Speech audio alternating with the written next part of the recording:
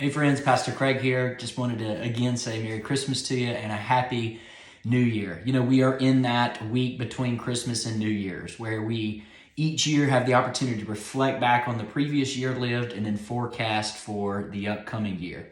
You know, how we spend our days is ultimately, of course, how we spend our lives. Whether or not you know it or not, all of us have a quote-unquote rule or way that we spend our days, which is ultimately how we spend our lives. We have consciously or we've unconsciously created rhythms and rules by which we live.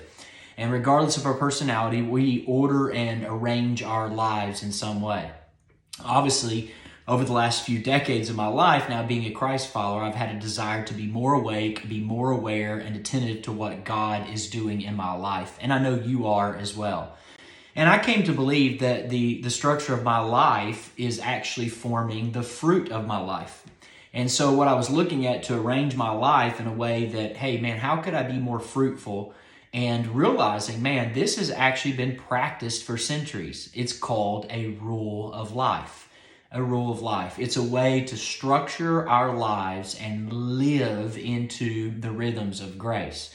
You know, Jesus often spoke in agricultural illustrations, and he did so beautifully in John 15. He said in John 15, I'm the true vine and my Father's the gardener. He cuts off every branch in me that bears no fruit, while every branch that does bear fruit, he prunes so that it will be more fruitful. And then he says, remain in me or abide in me as I remain in you. No branch can bear fruit by itself. It must remain in the vine. Neither can you bear fruit unless you remain in me. I am the vine, you are the branches. If you remain in me and I in you, you'll bear much fruit. And he said, apart from me, you can do nothing. So it was years ago that I was introduced into the image of a trellis, Trellis, for the rule of life through Pete Scazzero's book called Emotionally Healthy Spirituality. And this has been expanded through Ruth Haley Barton, numerous other pastors and authors that I've read, but they've always helped me to kind of correct my adverse reaction to the rule by providing an inspiring picture of the life of a vine that's supported by the rule of a trellis. So a trellis that holds up the branches is not the focus, right? It's the framework that supports the growth. Well, a rule of life, what is that, Craig? How can I develop that for 2023? Well, rule of life gives a framework for our life with God to be fruitful and to be able to grow, to be able to flourish. So if I craft a rule of life, it's to establish the rhythms and structures for us to remain or abide in the love of God. So I'm going to give you an example right here in the video right now of an example of structuring a rule of life. Now, many people who practice crafting a rule of life trace the origins all the way back to the rule of St. Benedict. He was originally written to kind of serve monastic communities in the monasteries in the 6th century in Italy. But the rule of St. Benedict established in writing a shared, so to speak, rule of life in hopes of experiencing a life with God. One of the liabilities in crafting a personal rule of life is the absence of a shared practice. But that's why we put accountability structures, whether it be our connect groups or groups of believers around us. And you say, Craig, what is a rule of life created for? It's created to live attentively and to live gratefully for what God is doing in every area of our life. So our desire is to not having our spirituality compartmentalized to one day or to 1 hour, but to experience the love of God in the whole of our days, the whole of our lives. And so my aim, I know your aim as well, is to live an integrated life following the way of Jesus. So why do we want to talk, or in this week, talk about a rule of life? Well, towards the end of every year, I always take time to rethink my personal rule of life. And again, the rule is the intentional ordering of life under the loving rule of Jesus. It's a framework for freedom. And these are core practices, these are core rhythms and relationships that shape our lives, okay?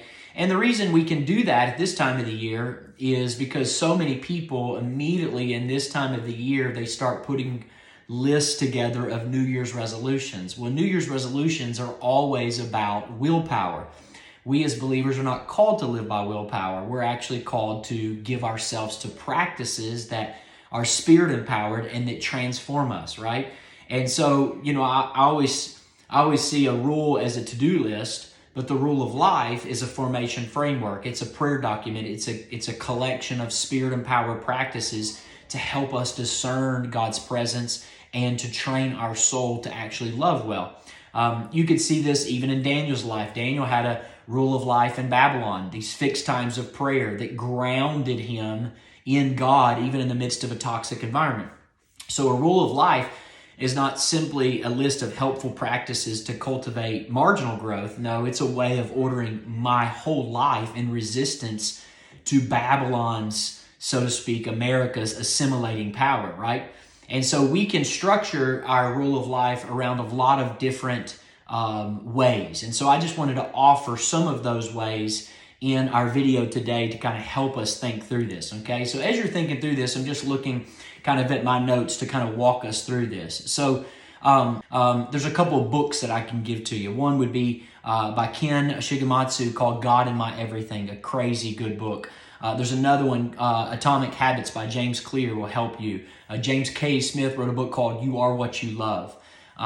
Pete Scazzero wrote Emotionally Healthy Spirituality. Really, really good books to think of when you think of how do I develop a rule of life, okay? A couple of reminders for a rule of life. You need to start simply. Just start simply. Number 2, build slowly. It doesn't have to be, magnanimous from the get-so. Number 3, limit regularly. Number 4, be aware of your energy. Number 5, live into the seasons of life. Number 6, make sure you include play as a part of that. Number 7, don't go at it alone, okay? So here's a kind of step-by-step process to begin to craft a rule of life. Step 1, write down where you experience joy in the different domains of life. So you can just literally list what fills you with delight. Often when we think of answering how we experience joy, we limit ourselves to what we consider spiritual activities. The 4 dimensions that we'll talk about in a minute, they help expand our imagination where we experience joy. The 4 dimensions are spiritual, personal, relational, and then vocational. So that's step 1. Step 2, list habits that you can limit or eliminate because they actually constrict joy. So you can reflect on the habits of this past year, 2022, that pulled you away from abiding in the love of God. Now that list does not require the activity to be inherently evil, okay? Or even assumed as addictive. It's something impacts you negatively. You can consider what practices could confront those habits and will cultivate joy. Step number 3, reflect on the 4 domains of personal, spiritual, relational, and vocational. So the 4 domains of personal, which is me and me, spiritual, which is me and God, vocational, which is me and work, and they obviously have, obvious overlap, so to speak, but they encourage an integrated life through these different aspects of life, okay? So you can ask what domain is difficult for you to establish habits. Step number 4 would be acknowledge the reality and challenges of this season of life that impact your daily rhythms. So you may currently be parenting small children. You might be in a demanding season at work. You might be caring for aging parents. You might be recovering from an illness, right? A death, a divorce. All of those factors construct the reality you're living in. So don't make your rule of life impossible to follow. Number 5, limit your rule of life to a few daily, weekly, monthly, or annual practices for each domain. So do not have more than 1 to 2 daily, weekly, monthly, or annual practices of each domain to begin with. A rule of life must be realistic in order to be life-giving. So a rule of life is not an ideal that you're striving towards. It's a foundation that you don't want your life to exist without, okay? Step 6 then would be to read your rule of life regularly. So make a practice out of reading your rule of life regularly. It may be a weekly practice to help realign your habits each week. You can consider keeping your rule of life inside a journal or at your desk as a reminder to arrange your day to experience the joy and love of God. And then 7th final step is clarify how you would continually live into your rule of life. So you have to revisit your rule of life to review it and revise it according to the season of life you're in, okay? I love James K. Smith. He said, you are what you love because you live leaning towards what you want. And I love that statement.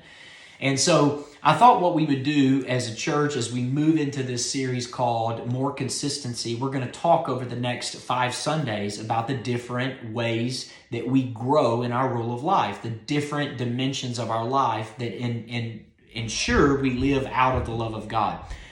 And so I wanted to provide for you 4 questions to kind of help you build a rule of life as we move into January, okay? Now, these questions are created with 4 things in mind. That's prayer, self-care, community, and then mission, okay?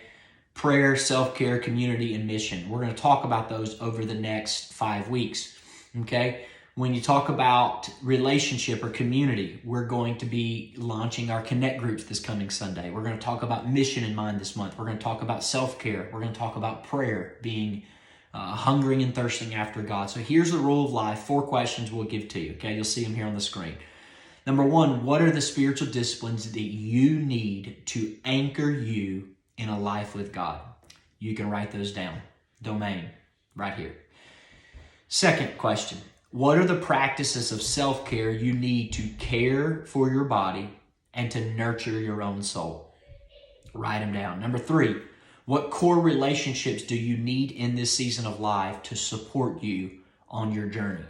And then fourthly, what are the gifts, passions, and burdens within that God wants you to express for the blessing of other people? Now, if you will take those 4 questions and get before the Lord in prayer and reflection, I believe that as you do so, it's going to be a very helpful practice. And we're going to talk about it more and more over the next few weeks. But if you're married, I would encourage you to sit down with your spouse and do it after you've done it personally. If you're not married, of course, you don't have to be married to do this. Each person can take this rule of life and develop it so that we can come to a place where 2023 is some of the most fruitful days of our lives. So that just gives you a little bit of a challenge as we move into 2023. And again, take this, use this as an opportunity to structure your life around a spirit-empowered practice and to ensure that you become all that God wants you to be in 2023. God bless you.